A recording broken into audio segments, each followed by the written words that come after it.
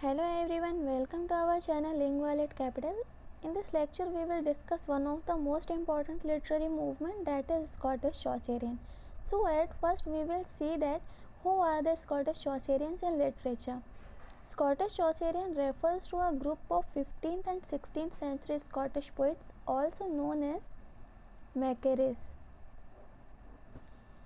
who were significantly influenced by the style, themes and metrical forms of English poet Geoffrey Chaucer, and they were belonged to Scotland. So the Scottish poets found in Chaucer an important model, but they used that model to serve their own purpose, and we can usually declare that the Middle Scots poet the Middle Scots poet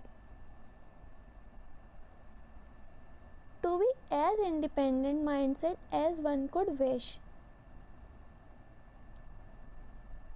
And the scholarly renaissance in this field has gone a long way in helping us to recognize the nature of that independence by pointing out the ability of Middle Scots poet to read critically and to depart from Chaucerian models.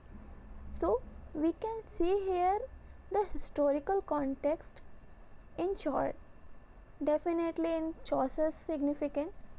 So Geoffrey Chaucer began writing in English in 14th century, and significant because 14th century was dominated by Latin and French literature, and French was language for upper class and English for lower class. We can see here in this picture. And after that, Chaucer's magnum opus Canterbury Tales, his famous work. And one more most important fact about that work, still value for his writing style, that beautiful style, beautiful writing style,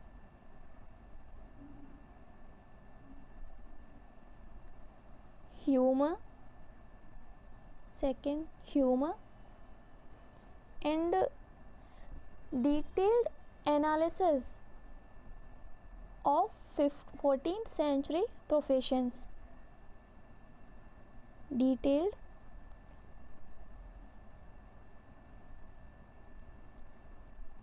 description of 14th century profession,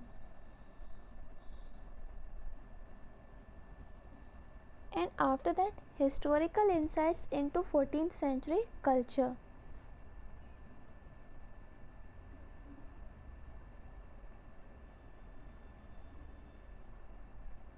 Yeah, and now we will talk about their key features or core characteristics, mainly considered the literary influence, language and original.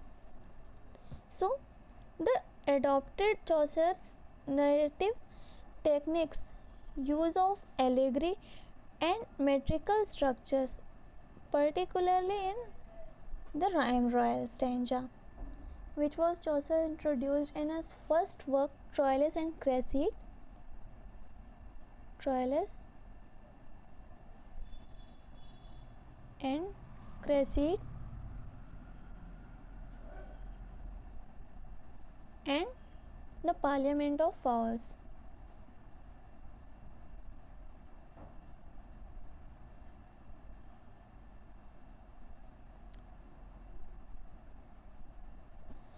Are English poetry, and King James I, King James I of Scotland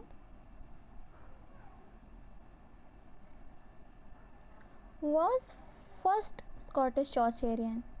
Yeah, he was the first Scottish Chaucerian to use his form in his work, the King's Square. King's Square.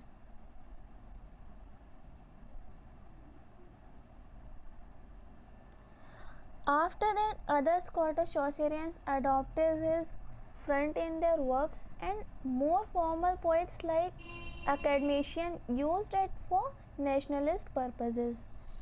Language. So the Scottish Chaucerians were unlike Chaucer's Middle English. They wrote in Middle Scots, helping to establish it as a distinct literary language. And when we talk about the originality, so while the label suggests imitation, modern critics note these poets were highly original, often adapting Chaucerian models to reflect Scottish national identity and social reality. And now we'll see the major Scottish Chaucerian poets. So first one is King James I of Scotland, as I mentioned, and his key work is the King's Square. Also, after the translation, it's known as the King's Book, and used rhyme royal stanza in more informal way. Yeah, and after that, Robert Henryson, 1460 to 1500, his timeline, and his famous work, The Testament of Cressida. His work rewrite continue Chaucer's Troilus and Cressida. And after that, William Dunbar, 1460 to 1520, his timeline, and his works, The Golden Treasure and Lament for the Macaires. And this one is most famous and popular of Scottish Chaucerians, and Lament of the Macaires was a more the death of poets like Macaires known as poets. Yeah, and we have a most important question, that which work was dedicated to Chaucer. So the answer is Lament for the Macaires. And after that, Douglas, 1474 to 1522, his timeline, and his work Place of Honor and Enadas. And he is famous for his work Enadas, published in 1501, is a full Scots translation adaptation of Virgil's Aeneid. Virgil's Aeneid, with Chaucerian rhetorical and narrative sensibilities. And after that, Sir David Lindsay, 1486 to 1555, his timeline, and he was the court satirist whose moral interludes and allegorical dramas. For example, a satire of the three states. In this work, he used Chaucerian satirical together and comic realism, direct as Scottish clergy, nobility, and situations. And basically, the Scottish Chaucerians divided into two phases. First phase is King James I, and second phase Robert Henryson, William Dunbar, Gavin Douglas, and Sir David Lindsay. Yeah, they started following in Chaucer's style for straightforward. Yeah, and after them, so many poets influenced with them, like many 15th century and 16th century poets attempt to imitate Chaucer's style.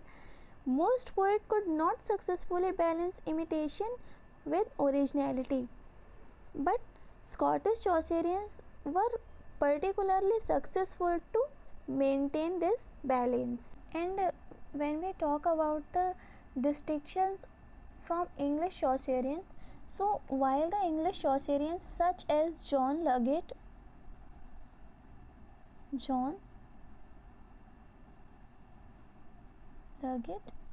and Thomas Occleve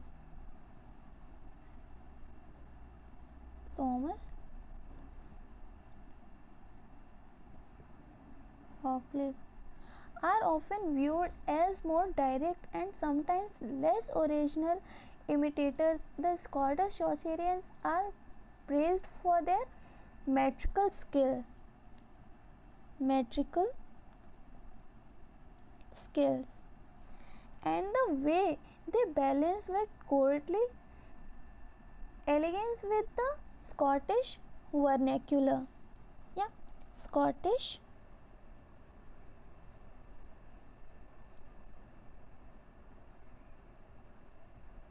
Scottish